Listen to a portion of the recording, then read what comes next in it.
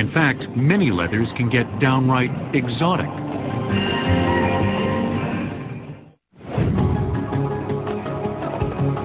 The samurai, one of history's most formidable warriors.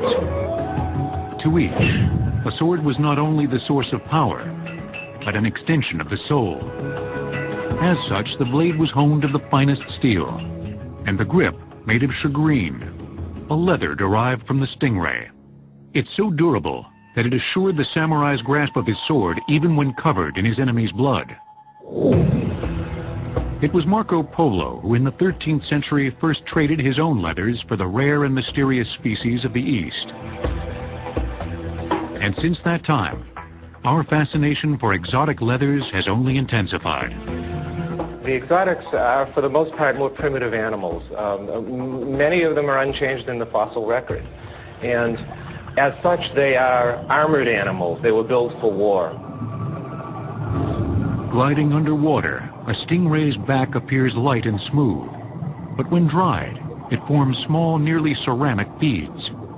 The stingray skin is composed of these little hard beads of dentile, maybe about the equivalent of 60 or 80 grit sandpaper, that are growing out of a true leather substrate. To transform stingray into shagreen, the tanner must apply agents like chrome that penetrate the armor in order to transform the dermal layer beneath. Once the leather is formed below, the tanner buffs the dentile beads to create the unique sheen. In this case, the skin was left in full bead, as you find it in sword grips from medieval times. However, the tanner may also choose to buff off the top of the cone-shaped beads, creating a stunning effect. It causes a little window into the cartilage, and it becomes this exotically speckled surface. It throws a great deal of light, and I find it fascinating. Throughout history, shagreen's special beauty and durability have made it a favorite of Eastern warriors and Western emperors alike, including Napoleon. But shagreen isn't the only exotic with dramatic visual appeal. And today, many species provide strikingly handsome leathers. Often, this visual mystique is enhanced by the potentially deadly nature of their source. Here's an example with two pythons, one African, one Vietnamese. This is, as the snake goes through the forest, this is the pattern that you'll see. This is the back. And then the belly has been cut down the middle, and so you're seeing the larger scales on the side. But of all the exotics, none has proved more popular or more prized than the crocodilian. The gradation in the crocodilians goes from caiman to saltwater croc to American alligator. The American alligator is the platinum standard of the crocodilians. Like cattle, American alligators have been a source of food and hides for centuries. With the advent of chrome tanning in the late 19th century, alligator leather became more flexible and malleable. It was soon a fashionable option for many leather craftsmen. Part of the beauty is the irregularity, and there's always a surprise. You would match for color, and you would probably match for scale size, but the natural variations are highly desirable and are what make the American alligator an outstanding, outstanding material. Today, the production of alligator leather is at an all-time high.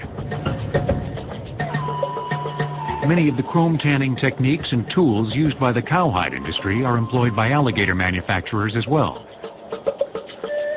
These include tanning drums, which lead to the crocodilian version of wet blue.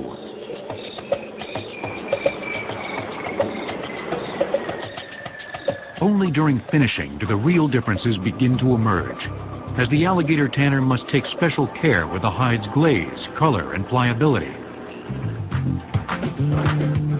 After the hide has been retanned, dyed, fat liquored, and then dried, the tanner will apply two unique processes to the alligator leather's finish. The first is glazing, which polishes the hide with an agate stone to maximize the leather's special sheen.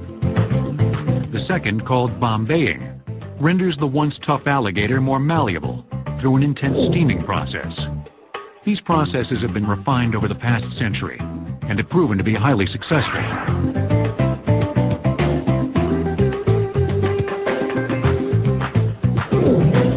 In fact, by the late 1960s, alligator leather manufacturing had become too successful, with alligator populations near extinction. In 1973, the American alligator was placed on the endangered species list. But through high-tech breeding techniques, which include nurturing substantial numbers of young alligators on farms, the alligator population is now flourishing.